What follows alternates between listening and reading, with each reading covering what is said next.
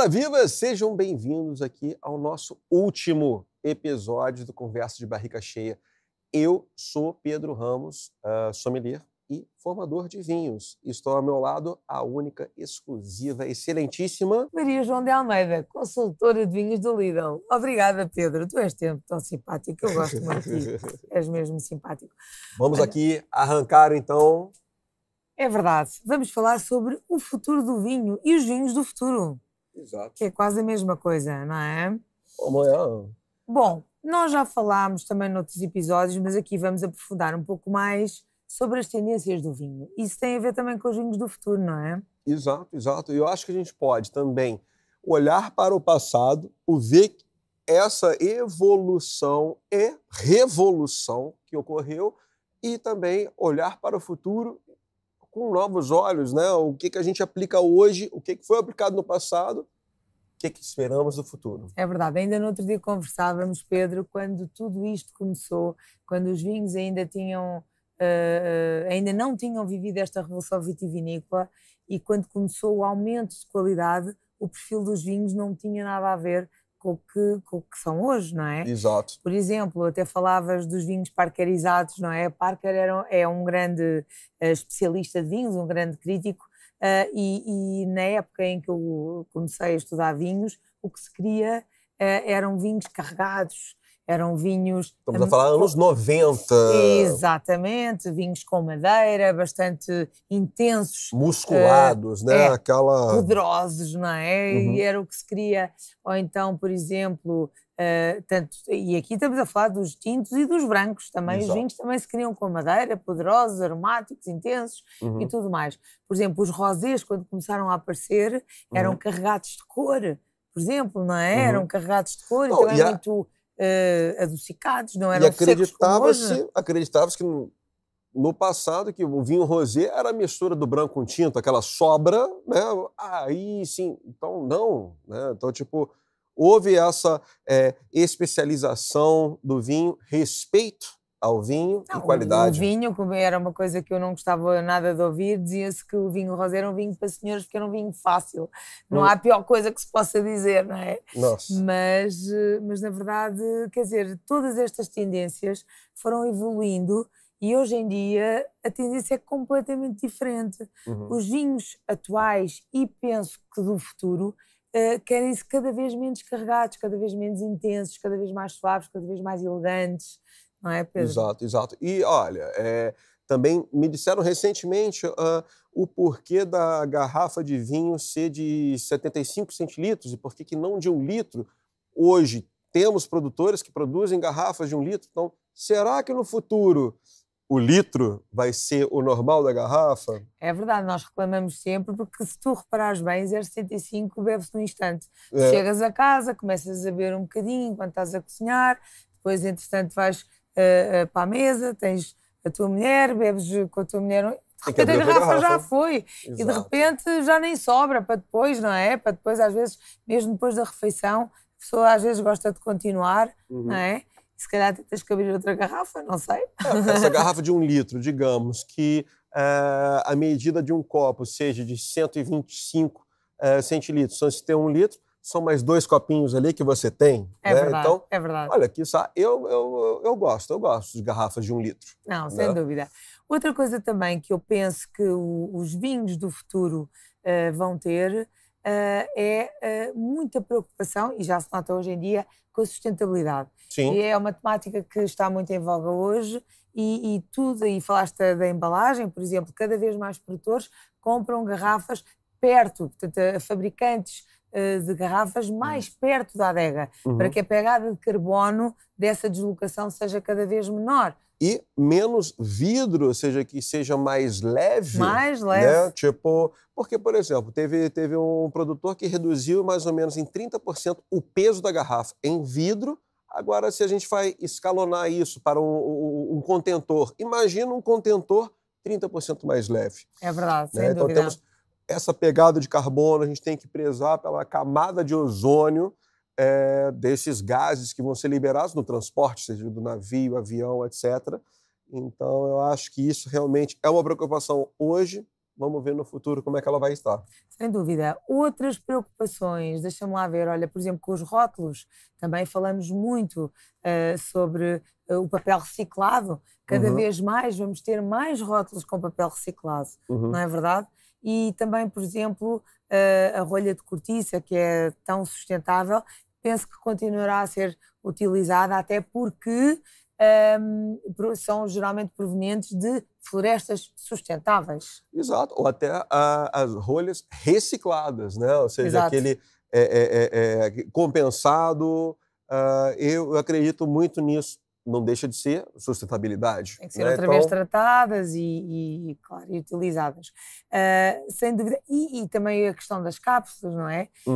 Quanto menos utilizarem-se cápsulas e mais aquele lacre. Agora está muito em voga, não é? O lacre de cera. De cera. Eu acho que é algo pós-moderno, porque, digamos, antigamente fechava com cera. Hoje em dia vamos voltar nessa, eliminar o metal, o alumínio. Antigamente até usou-se chumbo. Não, é verdade, é verdade. Então, alumínio e tal, mas, enfim, vamos pensar aí como é que será. Eu quero ver esse podcast aqui em 2035. É verdade, vamos estar de certeza cheios de saúde, porque só bebemos bom vinho. Exato. Será que eu vou estar assim, ó, tão já que sabe, minha barba vai estar um pouquinho mais branca, mas eu quero ver, ó, 2035, Pedrão. Tá bem, cara. Tu sabes que o vinho tem poderes oxidantes, portanto, antioxidantes. Portanto, de certeza que vamos estar super bem conservados. Olha, mas estamos a falar do vinho, aliás, da embalagem, mas o próprio vinho eu acho que vai mudar de perfil. E esta questão das alterações climáticas, que também já falámos noutros episódios, vai ser importante para isso. Eu penso que cada vez os vinhos vão ter maior acidez, maior frescura e vão ser menos carregados. O que antigamente se queria, hoje em dia a tendência é completamente oposta, não é, Pedro? Exato. E, quiçá, qual que vai ser a tendência do futuro? Será que vão ser monocaças? Será que vão ser sempre blends? Será que vai ser um vinho só? Eu acho que não sei. Olha, será que vai haver cápsulas de vinho, assim, e com uma alimentação como os astronautas fazem? Um vinho desidratado, né? Tipo assim, ó, você compra um pó de vinho e depois adiciona água e tá lá, ó, um Romanée Conti. É verdade. Cápsulas, comprimidos de Romanée Conti, acho fantástico. Pode ser. Não, mas na verdade o perfil dos vinhos do futuro, penso que será este. Maior frescura, portanto, maior acidez, a questão também da maior elegância. Menos álcool, talvez daqui no futuro. Menos álcool, o normal seja 10% de álcool numa garrafa de vinho. Talvez. Né? Mas porque, olha, eu até sou a favor do menos álcool, porque aumenta em inglês a drinkability. É né? verdade. Tipo, você vai a outro copo, tal, não sei o quê. Enfim, na questão de harmonizar o vinho com a comida nos restaurantes, né? Quiçá o próprio cliente peça uma segunda, uma terceira garrafa, já que tenha menos álcool. Sem dúvida. Né? Olha, eu acho que o conhecimento, tanto da vinha como do vinho, já estão tão aprimorados que também uma das tendências será a diversidade. Sim. E tu já vives isto hoje, por exemplo. Nós temos os orange wine, temos, por exemplo, vinhos fermentados em cimento, temos tantos vinhos, não é, que são diferentes. Temos vinhos biológicos, vinhos naturais. Essa também vai ser uma grande tendência, não é? Tem a ver também com o respeito pela natureza e acho que os naturais e os biológicos e os vegan também é uma tendência muito que se está a viver, cada vez mais vinhos vegan. Não, quiçá, falamos de vinhos vegan no episódio anterior, mas quiçá seja o normal, né? Não vai nem destacar. É verdade. Não, o normal é isso, né? Fazer dessa forma. Os químicos que vão ser utilizados vão ser outros, né? Tipo, completamente sustentáveis, né? Prezando a nossa Ou seja, saúde. A não utilização cada vez menos de químicos. Exato. Eu acho que isso é uma revolução que se vai dar a toda a linha, ou seja, não é só nos vinhos, mas também a nível da alimentação, a nível dos objetos que nos rodeiam, que são fabricados, cada vez mais o respeito pela natureza. Nós devemos nos lembrar, Pedro, que a Revolução Vitivinícola surgiu porque se faziam muitas asneiras no vinho, não é? O vinho era de má qualidade.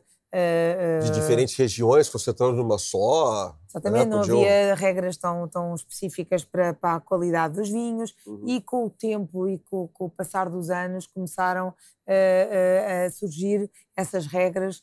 Umas CVRs começaram a ter regiões demarcadas mais cedo do que outras, é verdade, mas as regras de qualidade começaram a ser cada vez melhores, porque a qualidade do vinho não era muito boa, começou-se a profissionalizar cada vez mais o vinho. Sim. Mas a questão é que também houve muitos produtores que fizeram muitas asneiras e exageraram, não é? Exato. Sei lá, muita utilização de chips, de esconder os defeitos, às vezes com o vinho, né? Mascarar o vinho. Portanto, eu acho que se chegou a um ponto tal que hoje em dia estamos a regredir, mas essa regressão é boa, porque estamos a regressar à natureza, estamos a regressar ao respeito pelos elementos naturais que compõem o vinho. Teve um produtor que já falou comigo que houve um novo produtor na região e, ao mesmo tempo, todos os produtores começam a visitá-lo e dar dicas, olha, como é que se faz, tal, não sei o quê.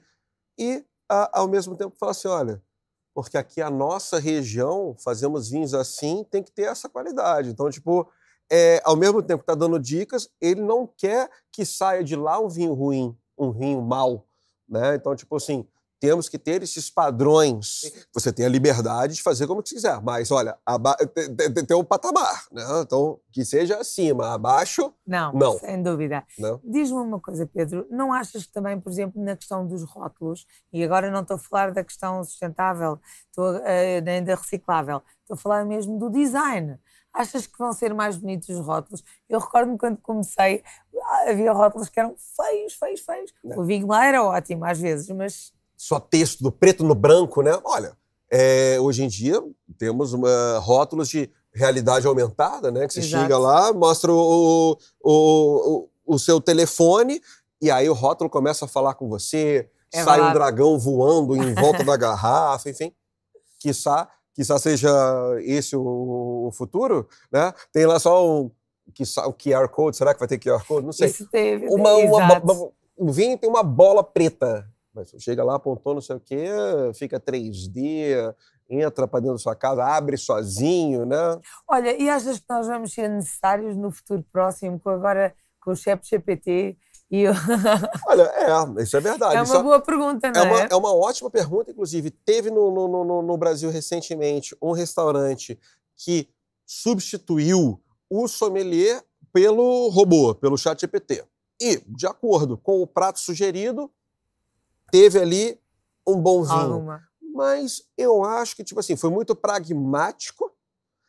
Eu acho que falta uma essência, uma alma humana. Sem dúvida. Até porque, tipo assim, o robô não vai perguntar assim, qual tipo de vinho que você gosta? Eu gosto... Não, ele vai pragmaticamente, ó, isso aqui harmoniza com isso aqui.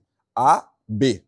Né? Não vai ter aquela opção, e se, eu não gosto de beber assim, não gosto de beber assado. Então... Quiçá, no futuro, a inteligência artificial vai estar mais inteligente. Né? Vai falar, ok, temos aqui 50 opções. Eu acho que o ser humano nunca será substituível, mas realmente substituído. Mas, na verdade, esta coisa da inteligência artificial, qualquer dia, uma adega funciona por si só. Aliás, hoje em dia, as adegas já são muito robotizadas. Ou seja, as pessoas já nem precisam, a partir de casa, ou a não sei quantos quilómetros de distância, eles podem... comandar a adega. E isso é fabuloso. Como é que a tecnologia conseguiu permitir esse funcionamento, não é? Controle de temperatura, o controle do estoque, né? O que sai, o que entra, enfim. Mas eu acredito que a nossa alma humana, o nosso toque, a criatividade humana, ela nunca será substituída. Sem dúvida. Olha, Pedro, e das regiões portuguesas, tu achas, como sabes, o Alentejo e o Douro são as regiões mais reconhecíveis, mais visíveis. Sim. Mas estamos também a caminhar para que outras regiões, e ainda falámos noutros episódios, por exemplo, dos Açores, do Algarve, que antigamente eram regiões que nem sequer falava nem sequer pensávamos que poderia dar bom vinho, hoje em dia estão com ótimos vinhos, ótimas colheitas. Achas que Portugal vai continuar a evoluir também nesse sentido? Ou seja, vamos cada vez mais ouvir falar de regiões menos visíveis que vão conquistar cada vez mais terreno? Olha, eu acredito que sim, porque a cada ano a gente tem cada vez mais rótulos, mais produtores saindo com novos projetos e tudo mais. Então, vamos escalonar isso daqui a alguns anos? Sim. Então, outras regiões, talvez por tendências, olha, queremos um vinho mais assim, ó. Opa, descobriu-se que na região da beira interior tem esse perfil de vinho, né? Então, tipo, vamos lá, mas eu acredito que Portugal, como um todo, vai evoluir numa certa união. Sem dúvida. Né?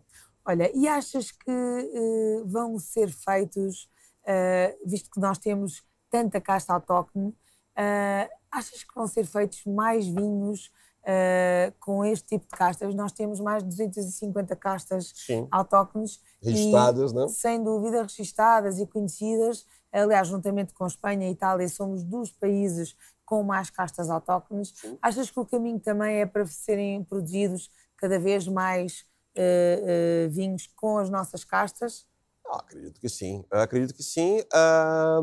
Podemos olhar para trás e saber, por exemplo, Portugal é conhecido como um país de blends. E isso devido à cultura do vinho do Porto. Estamos a falar de demarcado por Marquês de Pombal, 1756. Até hoje faz. Então, bom, dentro dos próximos 30 anos, o que se compara? 3 décadas. Desculpa, 3 séculos. Eu ia falar centenário, enfim. Mas eu acredito que vai ter o espaço para blends, vai ter o espaço para monocastas e, quiçá, mais portuguesas, quiçá menos internacionais, ou seja, mais Touriga, menos Cabernet Sauvignon, sabe? Eu acho que para levantar mais, hastear a bandeira nacional, o que é daqui, né? Sem dúvida. Mas olha, pronto. E na viticultura? Cada vez se fala mais, por exemplo, de viticultura de precisão. Cada vez se diz mais que o vinho começa na vinha. Sim. E isso realmente é uma verdade absoluta. Achas que cada vez mais os produtores vão ter essa sensibilidade de na vinha, ter essa viticultura cuidada e de precisão? Sabes que há coisas fantásticas. Ainda no outro dia estava a falar com um produtor que me dizia que o GPS que ele tem no trator permite-lhe ele não passar 2 vezes no mesmo local, que era às vezes o que ele fazia, não sabendo bem para onde é que tinha passado, e hoje em dia os tratores também já têm GPS para não passar todos pelo mesmo sítio. É uma das questões. Olha, uma das questões hoje é a falta da mão de obra, que tem muita gente que não quer mais trabalhar no campo, né? O êxodo rural. Se calhar, e aí os robôs entram. Se calhar vai ser bom. Outro produtor adquiriu um robô que faz o mapeamento a laser e tudo mais e percorre sozinho. Há drones, o é quadrante. Tudo feito por drones. Exato. Ao mesmo tempo, ele hoje pagou um absurdo, um balúrdio para aquele robô. Quiçá, no futuro, vão estar mais baratos, vão ser mais acessíveis, vai ser o normal, visto que não vamos ter mais essa mão de obra rural. Sim. Então, as novas tecnologias também podem ajudar, não é? Não é, às vezes podem nos substituir, mas por outro lado também, por exemplo, um trabalhador do campo pode ser facilmente substituído. Exato. Ou nós não, talvez, mas uma pessoa que vai trabalhar no campo, se calhar. Vai deixar de trabalhar no campo para ir trabalhar na cidade, vai ter mais tempo para a vida dele ou dela. Pode ser uma coisa boa que se conquista. Exato, não é? Exato. O ser humano ter mais tempo para fazer outras coisas. É essa a premissa, né, da tecnologia, né? Até, por exemplo, quando o automóvel foi inventado, era para a pessoa não dar um pé, para ficar descansada e andar. Então, tipo assim, vamos ver o que essa tecnologia vai nos oferecer, seja desde a viticultura no campo, na adega, diversas formas de vinificação, não temos, que nem você falou, concreto, seja barro, madeira. Hoje em dia... As pessoas são curiosas pelos diversos tipos de vinificação. E assim como estamos a falar, por exemplo, de tecnologia, temos agora os chamados vinhos sem quase nenhuma intervenção, não é? Isto também é uma moda. O que é que isso quer dizer? Quer dizer que, no fundo, as pessoas têm o produto o mais natural possível, produzem o vinho o mais natural possível. Isso também pode ser uma tendência, é preciso fazer bem. Olha, uma coisa que eu acredito que não vai acabar no futuro é o brinde. Olha, o brinde, ainda por cima, com estes fantásticos vinhos que Saúde. o Lidl tem, não é? Para brindarmos aqui. Exato. E olha, eu estou numa tristeza hoje porque é o nosso último episódio, mas por outro lado foi mesmo um prazer, Pedro, fazer estes episódios contigo. E Exato. acho que o futuro é muito risonho para nós, porque vamos continuar a brindar mesmo fora destes episódios, não é? Com certeza, com certeza. Deus nos permita, mas exatamente, a gente vai ter aqui esses episódios que vão ficar marcados na história. Fizemos aqui uma história vínica. É verdade. Né?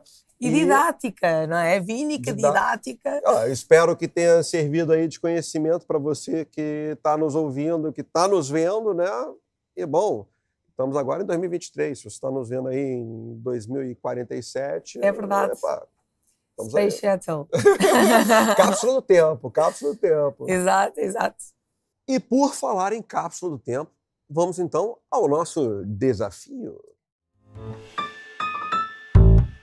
Vamos iniciar aqui o nosso desafio. O desafio consiste em o que serão os vinhos no futuro. O que a gente colocaria numa cápsula do tempo para abrir daqui a quantos anos? É verdade, Pedro. Isto é um grande mistério, mas nós vamos desvendar, não é? Exato. Estamos aqui. Temos 2 exemplares aqui que você acredita, que eu acredito que nós acreditamos, né? Exato. Olha, eu escolhi este Torre de Ferro, que é um vinho do Dão, que é uma zona mais fresca.